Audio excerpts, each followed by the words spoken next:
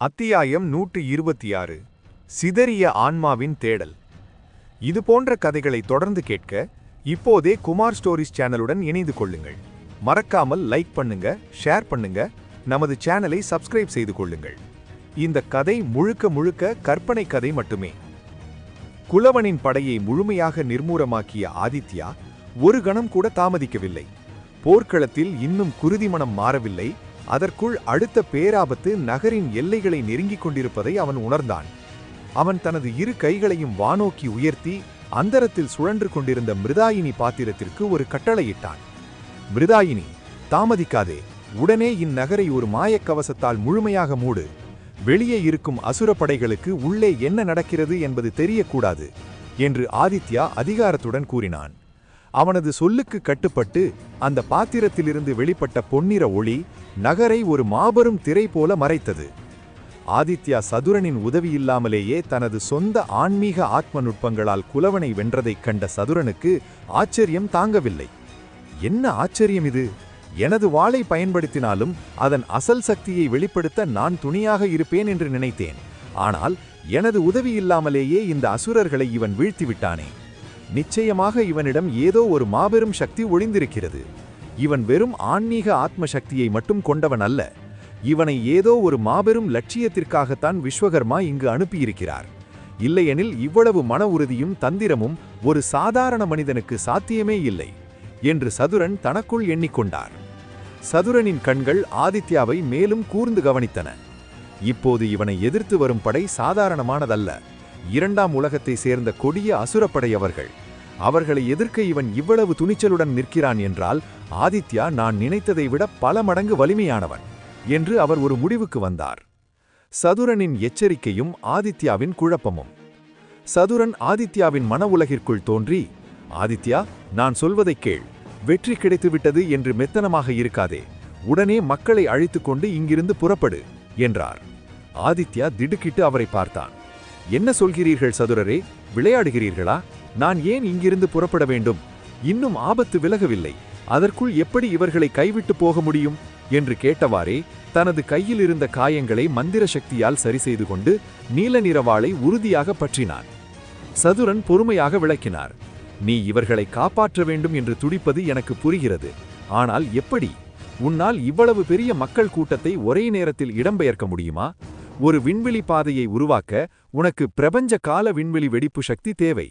உனது தற்போதைய ஆற்றலை வைத்து பார்த்தால் உனது ஆன்மீக ஆத்ம உலகிற்குள் மட்டுமே அந்த பாதையை உன்னால் திறக்க முடியும். அப்படி இருக்கையில் ஆயிரக்கணக்கான மக்களை எப்படி ஒரே நேரத்தில் இடம்பெயரச் செய்வாய்? ஆதித்யா ஒரு நிமிடம் சிந்தனையில் ஆழ்ந்தான். ஆமாம், நீங்கள் சொல்வது சரிதான். அப்படியென்றால் இவர்களை எனது ஆன்மீக ஆத்ம உலகிற்குள் அழைத்துச் சென்று அங்கிருந்து நான் விரும்பும் இடத்திற்கு அனுப்ப முடியுமா என்று கேட்டான். சதுரன் தலையசைத்தார். நீ வீணாக ஆபத்தை விலை கொடுத்து வாங்குகிறாய் ஆதித்யா. உன்னால் ஒரே நேரத்தில் ஆயிரக்கணக்கான ஆத்மாக்களை உனது ஆத்ம உலகிற்குள் சுமக்க முடியாது. அது சாத்தியமே இல்லை. அது மட்டுமல்லாமல் நீ செல்ல வேண்டிய இடத்திலும் ஒரு விண்வெளி வெடிப்பு படிகம் இருக்க வேண்டும். அல்லது அங்கு உனது சக்தியுடன் இணைந்த யாராவது இருக்க வேண்டும். அப்போதுதான் உன்னால் விண்வெளி பாதையை சரியாக இணைக்க முடியும். ஆதித்யா விடாப்பிடியாக கூறினான். இல்லை, எனக்கு அது தேவையில்லை. முன்பு நான் இக்கட்டான சூழலில் இருந்தபோது எனது பிரபஞ்ச கால விண்வெளி மோதிரம் நான் நினைத்த இடத்திற்கு என்னை கால சிதைவு மூலமாக அழைத்துச் சென்றது. இப்போதும் அது உதவும். சதுரன் கசப்பான உண்மையை உடைத்தார். உண்மைதான், அந்த மோதிரம் விண்வெளியில் சிதைவை ஏற்படுத்தி உன்னை அழைத்துச் செல்லும். ஆனால் அதன் விதியை பார். நீ ஏற்கனவே அதை 2 முறை பயன்படுத்திவிட்டாய். 3வது முறையை பயன்படுத்த வேண்டுமென்றால் உனது உடலில் இருக்கும் ஆற்றல் சக்கரங்களை நீ அதிகப்படுத்த வேண்டும். அதாவது உனது 3வது சக்கரம் விழித்தெழுந்தால் மட்டுமே அந்த மோதிரம் மீண்டும் செயல்படும். அந்த வார்த்தைகளை கேட்டதும் ஆதித்யாவுக்கு பழைய நினைவுகள் மின்னலாக வந்து சென்றன. தக்ஷகனும் டிராகன் பீஸ்டும் இதை பற்றி முன்பு கூறியிருந்தது நினைவுக்கு வந்தது. அடச்சே, இவ்வளவு பெரிய திட்டத்தை தீட்டிய நான் இந்த மிக முக்கியமான விதியை எப்படி மறந்தேன் என்று ஆதித்யா தன்னையே நொந்து கொண்டான். இப்போது ஆதித்யாவிடம் மக்களை இடம்பெயர்க்க வழியில்லை. அவன் தனது உடலில் இருக்கும் 9 சக்கரங்களில் 3வது சக்கரத்தை தூண்டினால் மட்டுமே விண்வெளி கால இடமாற்றம் சாத்தியம். இப்போது என்ன செய்வது என்று தெரியாமல் அவன் குழப்பத்தில் ஆழ்ந்தான். மக்களின் நன்றியும் யாழியின் விஸ்வரூபமும். அந்த குழப்பமான சூழலிலும் ராணி துர்காதேவி மகா மருத்துவர் மற்றும் மூத்த முதிய அரசர் ஆகிய மூவரும் ஆதித்யாவின் அருகில் வந்தனர். அவர்கள் கண்களில் நன்றியும் பிரமிப்பும் கலந்திருந்தது. மூவருமே ஆதித்யாவிடம் கைகூப்பி வணங்கினர். வீரர் ஆதித்யா, எங்களது நன்றியை எப்படி சொல்வது என்றே தெரியவில்லை. உங்களது இந்த ஒப்பற்ற சேவையால் எங்களது மக்கள் மரணத்தின் பிடியிலிருந்து மீண்டு வருகிறார்கள். நீங்கள் செய்த உதவிக்கு இந்த வெளிரிய நட்சத்திர நகரமே கடமைப்பட்டுள்ளது என்று உணர்ச்சி வசப்பட்டு கூறினர். அங்கிருந்த வீரர்கள் மற்றும் மக்கள் அனைவரும் தங்களது இதயத்தில் கைகளை வைத்து தலைகுனிந்து ஆதித்யாவை ஒரு தெய்வத்தைப் போல வணங்கினர். ஆதித்யாவிற்கு அந்த மரியாதையை பார்த்ததும் உடல் சிலிர்த்தது. அதே சமயம் அவனது பின்னால் யாழி மீண்டும் தனது ஆக்ரோஷமான உருவத்துடன் கம்பீரமாக வந்து நின்றது. அதன் கண்கள் இன்னும் போர்க்கோலத்தில் சிவந்திருந்தன. மக்கள் அதை கண்டு பயந்து சில அடிகள் பின்வாங்கினர். ஆதித்யா மென்மையாக திரும்பி, யாழி, அமைதியாக இரு, ஏன் இன்னும் இவ்வளவு ஆக்ரோஷமாக இருக்கிறாய் என்று சிறு பதட்டத்துடன் கத்தினான். ஆதித்யாவின் குரலை கேட்டதும் அந்த மாபெரும் ஜந்து மெல்ல உருமாறி மீண்டும் தனது சிறிய மாருதி உருவத்திற்கு திரும்பியது. யாழி அந்த சிறிய உருவத்திற்கு மாறியதை கண்ட மகா மருத்துவர் அதிர்ச்சியில் தன் கையில் இருந்த மருந்து குப்பியையே கீழே போட்டார். என்ன இது? இவ்வளவு நேரம் அந்த மாபெரும் அசுரர்களுடன் போரிட்டது இந்த சிறு உயிரினமா? இது எப்படி சாத்தியம் என்று அனைவரும் வியப்பில் ஆழ்ந்தனர். மூத்த முதிய அரசர் மட்டும் முன்னே வந்து, இளைய மருத்துவரே, நீங்கள் யார்? தயவு செய்து உண்மையை சொல்லுங்கள். உங்களிடம் இருக்கும் இந்த உயிரினம் சாதாரணமானதல்ல. இது பல ஆயிரம் ஆண்டுகளுக்கு முன்பு இருந்ததாக சொல்லப்படும் யாழி எனும் வாரிசு. இது புனித அரசரின் வாகனமாக இருந்தது என்று நான் கேள்விப்பட்டிருக்கிறேன். அதை பார்க்கும்போது என் உடலே கூசுகிறது என்றார். அந்த வார்த்தைகளை கேட்டதும் ஆசிரியர் வரதன், மற்ற ஆசிரியர்கள் மற்றும் மாணவர்கள் என அனைவரது உடலும் சிலிர்த்தது. புனித அரசரின் வாகனமா? அது இன்னும் உயிருடன் இருக்கிறதா என்று அவர்கள் ஆதித்யாவை ஒரு மர்மமான தேவன் போல பார்த்தனர். ஆதித்யா அவர்களை பார்த்து, யாரும் கவலை கொள்ள வேண்டாம், இது யாருக்கும் எந்த தீங்கும் செய்யாது. நாங்கள் ஒரு முக்கிய பணிக்காக இங்கு வந்தோம், அவ்வளவுதான் என்று அமைதியாக கூறினான். தூரத்தில் உடல் பலமில்லாமல் சோர்ந்து போயிருந்த சுமத்திரை சில பணிப்பெண்களின் உதவியுடன் எழுந்து அமர்ந்து இதை கேட்டுக்கொண்டிருந்தாள். ஆவிகளால் உறிஞ்சப்பட்ட அவளது உயிர் சக்தி இன்னும் முழுமையாக மீண்டு வரவில்லை என்றாலும் ஆதித்யாவை பற்றிய இந்த உண்மைகள் அவளை ஆச்சரியத்தில் ஆழ்த்தின. போர்க்களம் ஓய்ந்துவிட்டாலும் ஆதித்யாவின் மனதில் ஒரு மாபெரும் கேள்விக்குறி நின்றது. குலவனின் படையை வீழ்த்தி நகரை கவசத்தால் மூடிய அந்த வெற்றி சூழலிலும் யாருக்கும் தட்டுப்படாத ஒரு பெரும் பாதிப்பு இளவரசி சுமத்திரையிடம் இருந்தது. அவள் ஆதித்யாவும் சதுரனும் மனதிற்குள் பேசுவதை கேட்டுக்கொண்டே நின்றிருந்தபோது திடீரென அவளது உடல்நிலை நிலைதடுமாறியது. இளவரசி என்று பணிப்பெண் ஒருத்தி அலற, அனைவரும் பதற்றத்துடன் திரும்பினர். சுமத்திரை மயங்கிச் சரிந்த அந்த அடுத்த நொடியில் ஆதித்யா தனது உடலில் இரத்த ஓட்டத்தையும் வேகத்தையும் அதீதமாக அதிகரித்து கண்ணிமைக்கும் நேரத்தில் அவளை கீழே விழாமல் தாங்கி பிடித்தான். அவளது கைகளை பிடித்து நாடியை பார்த்தபோது அவளது ஆன்மா மிக மிக மோசமான அதல பாதாள நிலைக்கு சென்று கொண்டிருந்தது. எப்படி இது சாத்தியம்? இவளை நான் ஏற்கனவே குணப்படுத்தினேனே. நானே நேரில் நின்று சிகிச்சையளித்தும் மீண்டும் இவ்வளவு பெரிய பாதிப்பு ஏற்பட காரணம் என்ன என்று குழம்பிய ஆதித்யா அவளை தூக்கிக் கொண்டு அரண்மனையின் உட்பகுதிக்கு விரைந்தான். வரதனின் நயவஞ்சக முகமும் ஒரு மர்மக்கண்ணும். வெளியே மீண்டு எழுந்த வீரர்கள் நகரின் பாதுகாப்பு படிகளை தயார் செய்யும் படியில் தீவிரமாக ஈடுபட்டனர்.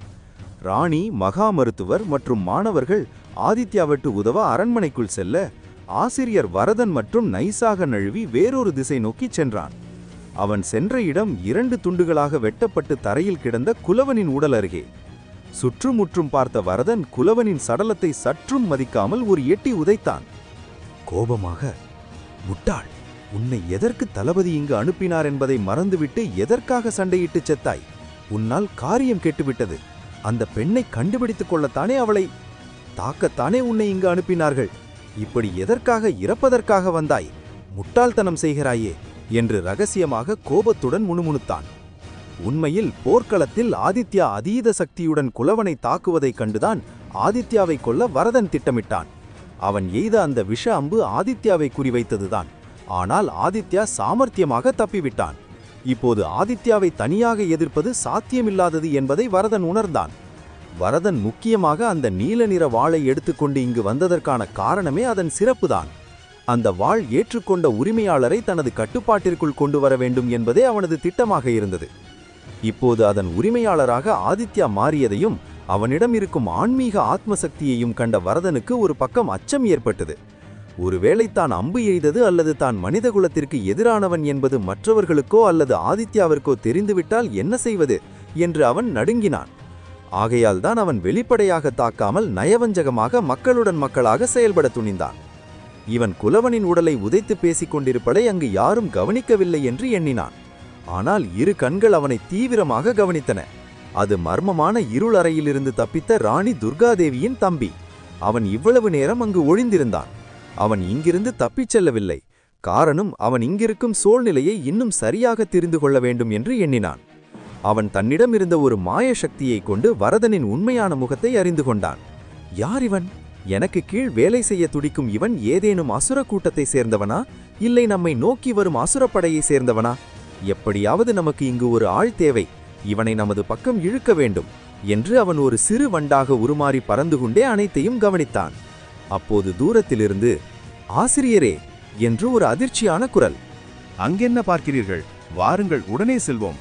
ராணியை மீட்டெடுக்க ஏதேனும் வழி இருக்கிறதா என்று பார்ப்போம் என்று கத்தினான் சந்திரன். கோபமான தனது முகத்தை மீண்டும் சாதாரண நிலைக்கு மாற்றிய வரதன், சரி சரி, இதோ வருகிறேன் என்று கூறிவிட்டு பெட்டக அறையை நோக்கி விரைந்தான். சுமத்திரையின் உயிர் ரகசியம், சதுரனின் வழிகாட்டல். இப்போது இந்த விண்வெளி நட்சத்திர நகரத்திற்கு மிருதாயினி பாத்திரம் ஒரு மாபெரும் கவசமாக நின்று பாதுகாப்பு வழங்கிக் கொண்டிருந்தது. ஆதித்யா சுமத்திரையை காப்பாற்றவும் அடுத்த கட்ட திட்டங்களை வகுக்கவும் முற்பட்டான். அரண்மனைக்குள் சுமத்திரையின் பாதிப்புகளை குறைக்க அவன் கடுமையாக போராடினான். ஆனால் அவனுக்கே தென்படாத பல மர்மங்கள் அவள் உடலில் இருந்தன. எதற்காக அவளது உயிர் சக்தி அதிகரிக்காமல் தொடர்ந்து குறைந்து விடுகிறது என்று அவனுக்கு புரியவில்லை. ஆதித்யா தன்னிடமிருந்த பல உயரிய மருந்துகளை அவளுக்கு கொடுத்தும் தனது ஆன்மீக ஆத்மசக்தியை அவளுக்கு பாய்ச்சியும் அவளை மீண்டும் பழைய நிலைக்கு கொண்டு வர முயற்சி செய்தான். ஆனால் அவனது அனைத்து முயற்சிகளும் தோல்வியடைந்தன. அப்போது ஆதித்யாவின் ஆத்ம உலகிற்குள் இருந்த சதுரன் பேசத் தொடங்கினார்.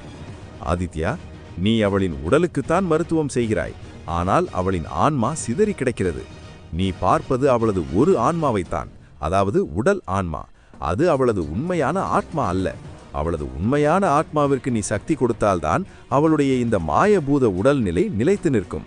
அதை விட்டுவிட்டு நீ சாதாரண பொம்மை போன்று செயல்படும் உடலுக்கு என்னதான் மருத்துவம் செய்தாலும் உடலை காப்பாற்ற முடியுமே தவிர உயிரையோ ஆன்மாவையோ உன்னால் காப்பாற்ற முடியாது என்று அவர் கூறினார். ஆதித்யா திடுக்கிட்டு மனதுக்குள்ளேயே அவரிடம் கேட்டான், என்ன சொல்கிறீர்கள்? இவளுடைய ஆன்மாவிற்கு அப்படி என்னதான் பாதிப்பு? ஆமாம், இவ்வுலகில் இருக்கும் சாதாரண மனிதர்களுக்கு ஆன்மா பாதிப்பு ஏற்படுவது சகஜம். ஆனால் மற்றவர்களை விடவும் இவளுக்குத்தான் பாதிப்பு அதிகம். ஆவிகளால் இவளது ஆன்மா பெரும்பகுதி உறிஞ்சப்பட்டு விட்டது என்றார் சதுரன். அதப்படி மற்றவர்களை விடவும் இவள் சக்தியிலும் பலத்திலும் அதிகமானவள்தானே. அப்படி இருக்கையில் இவளுக்கு மட்டும் இவ்வளவு உயிர் சக்தி இழப்பு ஏற்பட காரணம் என்ன என்று ஆதித்யா வினவினான். சதுரன் சலிப்புடன் சொன்னார், நீ இன்னும் இதை பற்றி தெரிந்து கொள்ளவில்லையா? எப்படி இவ்வளவு முட்டாளாக இருக்கிறாய்? அப்போது டிராகன் பீஸ்ட் ஆதித்யாவிற்கு ஆதரவாக பேசியது. அவனுக்கு எப்போது எது தேவைப்படுமோ அது அப்போது தெரிந்து கொண்டுதான் இருக்கிறது. உங்களைப் போல் கடந்த காலத்திலிருந்து வந்தவன் அல்ல ஆதித்யா. சதுரன் தொடர்ந்தார், குழந்தாய், கண்முன்னே இருக்கும் ஒரு விஷயத்தை இன்னும் நீங்கள் சரியாக காணாமல் இருப்பதுதான் எனக்கு புரியவில்லை. ஏற்கனவே அங்கு அந்த சவப்பெட்டியில் படுத்திருக்கும் பெண் யார் என்று நீங்கள் அறிந்திருப்பீர்கள். ஏன் அதை இன்னும் அறியாதது போலவே இருக்கிறீர்கள்? சுமத்திரையின் உடலில் அந்த மகளிர் ஆன்மாவையும் ஆத்மாவையும் சேர்த்தால் மட்டுமே அவளை காப்பாற்ற முடியும். ஆதித்யாவின் கண்கள் வியப்பால் விரிந்தன. என்ன சொல்கிறீர்கள்? அது எப்படி சாத்தியம்?